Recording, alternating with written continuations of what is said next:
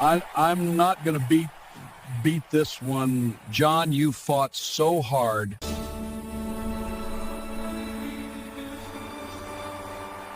The studio lights were always too bright, but John Wayne had walked into brighter storms before. That night, as he stood behind the curtain of The Tonight Show, waiting for Jonny Carson to introduce him, something felt different. Not fear exactly. He had spent a lifetime pretending that word did not exist, but a heaviness in his chest that had nothing to do with the cameras or the applause waiting on the other side. He adjusted his jacket, took a slow breath, and reminded himself that he had played tougher men than whatever he was feeling now. When Jonny Carson's voice announced his name, the audience erupted the way they always did. The Duke never walked anywhere without carrying decades of admiration with him. He stepped onto the stage with that familiar confident stride, waving, smiling, nodding to the crowd, and for a few moments the world looked exactly as it always had. 2 chairs, 1 desk, 1 legendary host, and 1 legendary guest. But Johnny noticed something right away. Wayne looked thinner. His movements were slower. His smile, though still warm, seemed to come from effort rather than ease.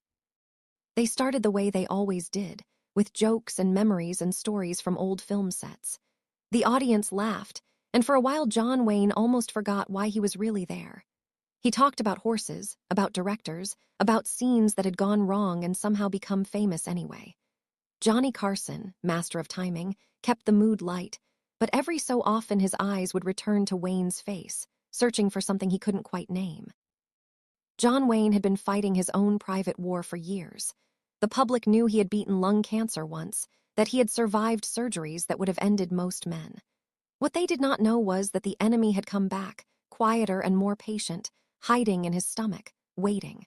The doctors had been honest with him in the way doctors are when there is nothing left to hide. They told him the treatments could slow it down, maybe. They told him to prepare himself. John Wayne listened, nodded, and did what he had always done. He kept walking. But walking was getting harder. Jonny Carson leaned forward slightly and asked, in that gentle way that made millions of people feel like he was talking only to them, how he was really doing these days. It was meant to be a casual question. It did not sound like one that would change anything. John Wayne opened his mouth to answer the way he always did, with a joke, with a half-truth, with a smile, but the words did not come out.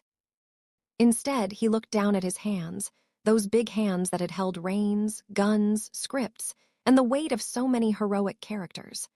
For a long moment, the studio was silent. "I've had a good run, Johnny," he said at last.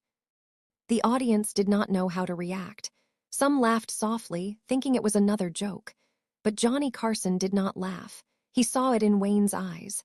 This was not a line from a movie. John Wayne began to talk, slowly at first, then with a kind of calm honesty that felt heavier than any dramatic speech he had ever delivered on screen. He spoke about being tired, about how the pain did not always leave him alone anymore, about how sometimes at night, when the house was quiet, he would lie awake and think about all the things he had always assumed he would still have time to do.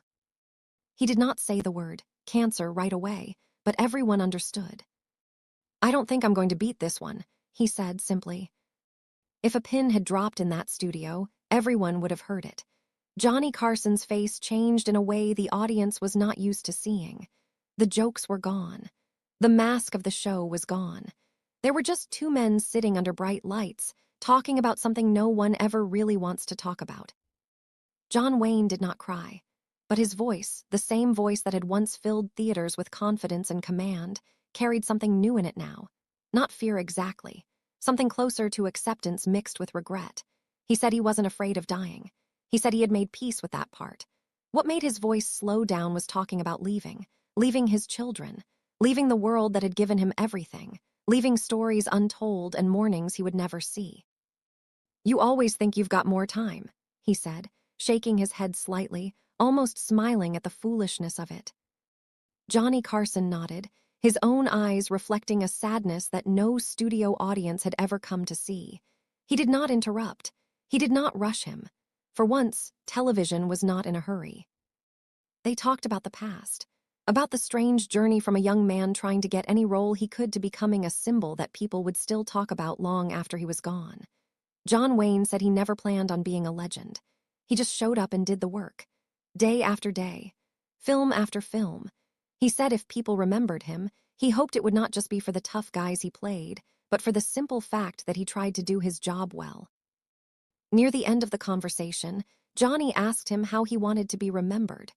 John Wayne leaned back in his chair and thought about it for a moment. The audience waited. "Just as a man who tried," he said. No one applauded, not because they didn't want to, but because some moments feel too fragile to touch. That night, millions of people sat in their homes and watched something they had never seen before. They did not see the fearless cowboy or the unbreakable soldier. They saw a tired man who had carried a heavy life with dignity and was finally honest enough to admit that even the strongest shoulders get sore. When the show ended, people did not rush to the next program. They sat quietly. Some thought about their own lives. Some thought about their parents.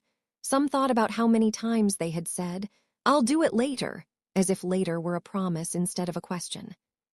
John Wayne lived a little while longer after that, long enough to see more sunrises, long enough to say more goodbyes. And then, one day, the world woke up and he was gone. But that night on Jonny Carson's stage never left. Because in that quiet, honest conversation, a legend did something braver than anything he had ever done in a movie. He told the truth. And in doing so, he reminded everyone that even the biggest heroes are, in the end, just human beings, walking forward the best they can, hoping they've left something good behind before the lights finally go out.